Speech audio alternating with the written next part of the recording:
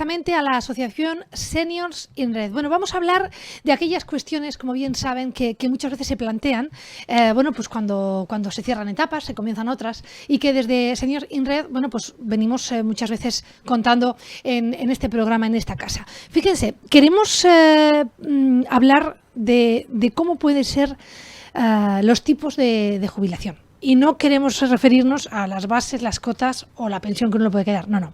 Hablamos de cómo sentirse activo y de qué manera cada uno puede afrontar también lo que viene siendo la etapa después de la jubilación. Para ello, hemos querido invitar a los estudios, bueno, pues a una de las personas que forma parte de la asociación. Además, ella es médica, está también como voluntaria, es Emilia Cibeira y bueno, ha estado con nosotros más veces. Muy buenas, bienvenida. Buenos días. Que me decían a mí desde Seniors in Red que eras la persona adecuada para hablar de esta cuestión, bueno, porque sigues activa, aunque no ejerces la profesión, te has jubilado, pero sigues en el clínico, ¿no? No, haciendo también más cuestiones. No, en el clínico no. Pero en la sociedad sí. En la sociedad sí. ¿De qué manera? Un tema importante de Seniors en Red es nuestro objetivo fundamental es el acompañamiento de los mayores. Pero tenemos otro aspecto que a mí me parece realmente interesante en esta sociedad, que es un poco el divulgar y el compartir con la gente que las etapas de la vida son muy distintas y que no estamos todos en el mismo saco muchas veces, sobre todo que la edad no es el único elemento que debe discriminar. Sí que te quitan de trabajar, pues dejas de trabajar, eso es lógico, llevas una temporada, unos años en un trabajo, el trabajo deja ya de ser el objetivo de tu vida y posteriormente a eso, pues efectivamente tienes otra serie de cosas que hacer, por ejemplo el voluntariado. Pero yo me quería referir sobre todo a que en esta sociedad que se habla tanto de la inclusión, no se puede excluir a las personas mayores. Las personas mayores no podemos ser excluidas de la sociedad, aunque en un momento determinado sí que seamos excluidas de nuestro puesto de trabajo.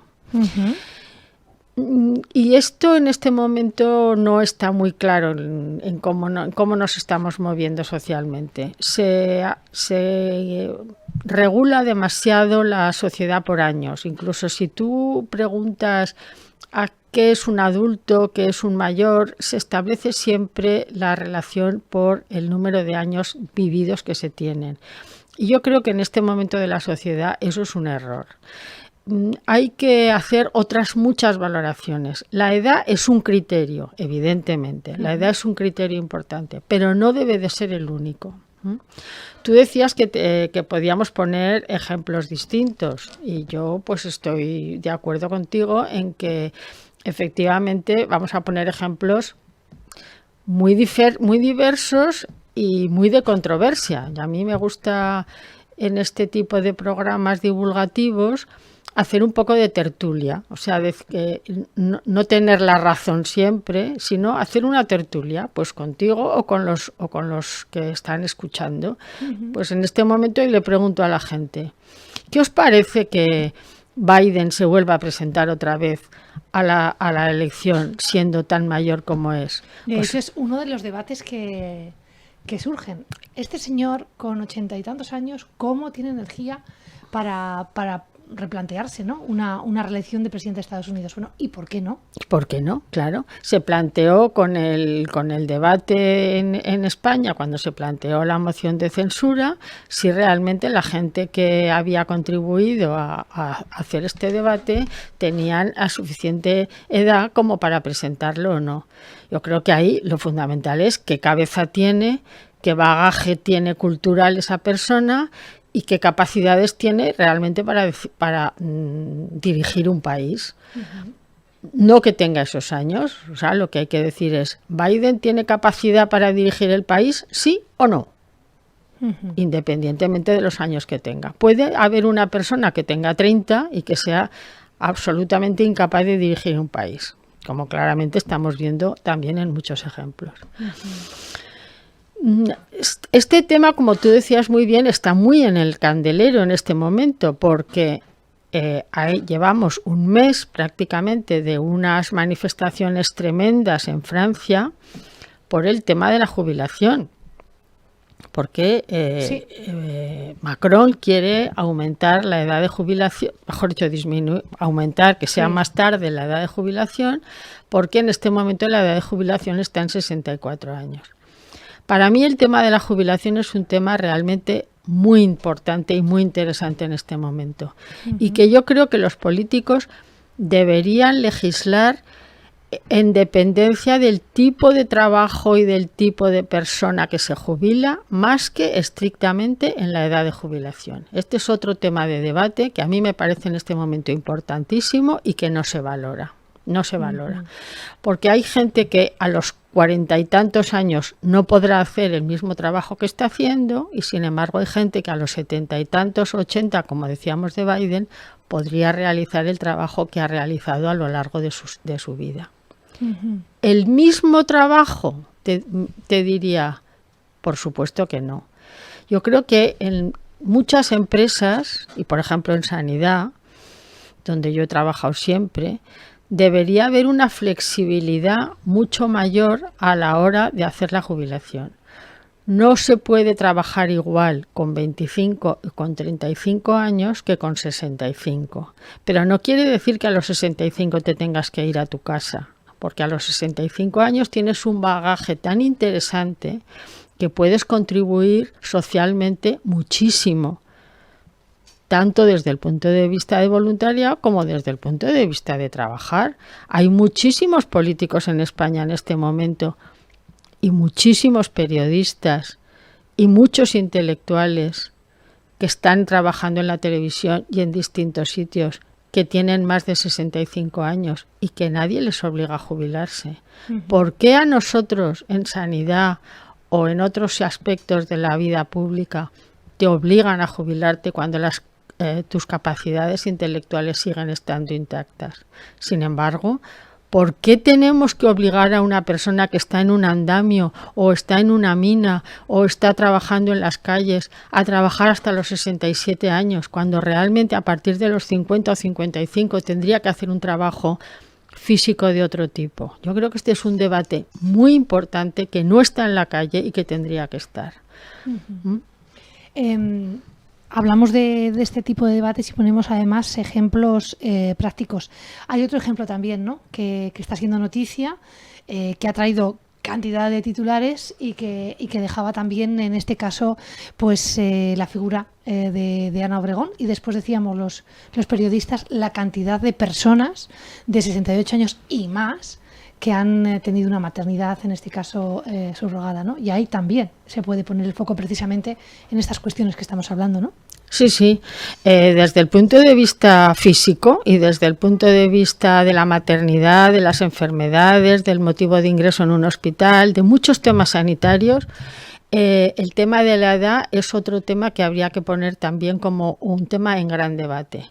¿Por qué una mujer de 68 años no puede cuidar un hijo? Si estamos cuidando los nietos y, de hecho, la capacidad de tenerlos físicamente no existe, pero sí que puedes adoptarlo, puedes tener un cuidado de un niño en un momento determinado. Y sobre todo, ¿por qué se plantea tanta diferencia entre una mujer y un hombre? Yo no he oído nunca jamás un debate de un hombre que a los 70, a los 80 años tenga un hijo. Podrías dudar si es suyo, eso sí es un tema importante.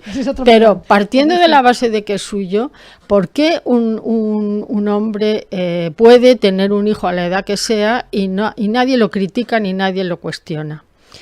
Te dicen los que van en contra de este tema, te dicen, bueno, pero tiene una madre. Bueno, pero qué, ¿y qué?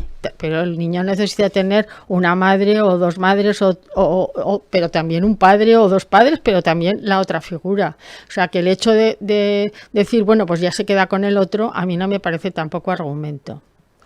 Con respecto a lo de la maternidad subrogada, es otro tema que no tiene nada que ver con esto que estamos hablando, por lo tanto yo creo que sería un tema de debate en otro momento, pero realmente es muy dudoso que nos podamos meter tanto con esta persona, porque simplemente por los años que tiene. Entonces, esto es otro de los aspectos importantes a lo que yo me refería con que la edad es un criterio que no debe ser el único criterio que mande. ¿Crees que es la sociedad, que las situaciones, quiero decir, que falta un poquito más de conciencia? Porque yo creo que esto de segmentar un poco por tramos es como el recurso fácil, ¿no? Pues no sé, pues para las ayudas, para las becas, para el sistema, ¿no? Igual estamos pues cayendo en un error o en un vicio muy, muy mal hecho, ¿no? Porque no cualquier edad tiene por qué estigmatizar ningún tipo de cuestión, ¿no? Lo estamos diciendo aquí. ¿Qué mensaje es el que habría que dejar también? Porque desde Seniors sin Red lo dejas claro, ¿no? De qué manera, poniendo además ejemplos, se puede trabajar, se puede cambiar la sociedad. Pero yo creo que también esto lleva un cambio estructural, ¿no? También, en este caso, de quienes gobiernan, quienes legislan, quienes son técnicos y se dedican también, ¿no? De alguna manera a organizar los proyectos.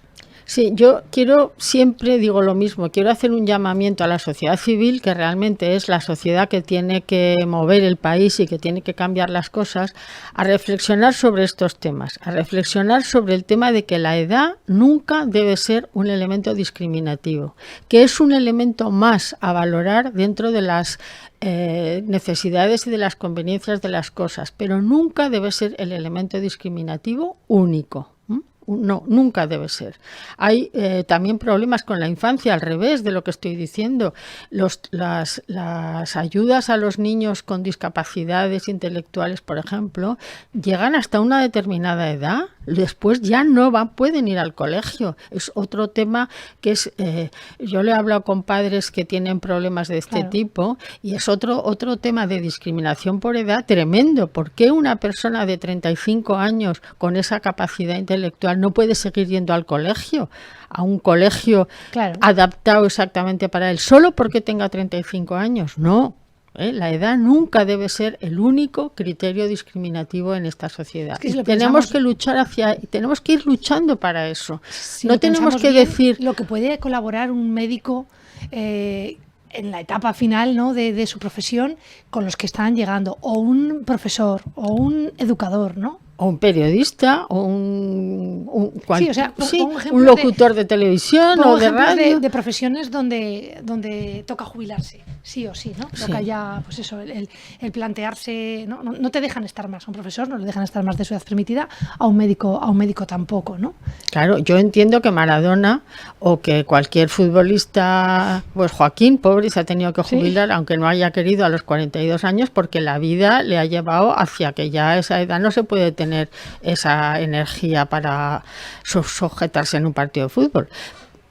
Hay casos en un extremo y casos en el otro extremo, pero en ningún caso, en mi opinión, la edad debe ser el único elemento discriminativo. Por ejemplo, a la hora de ingresar en el hospital, que lo comentábamos antes un poco de pasada, que se ha planteado también mucho con el tema del COVID en este momento. La edad no debe ser un elemento discriminativo a la hora de ingresar un enfermo en el hospital. Tienen que ser otras circunstancias, pero no la edad como único criterio discriminativo para recibir un tratamiento o para una intervención quirúrgica. Nunca debe ser la edad el único criterio discriminativo. Yo creo que queda clarísimo. Si nos están viendo o escuchando, quieren formar parte de Seniors sin Red, ¿no? ¿De qué manera pueden ponerse en contacto con vosotros?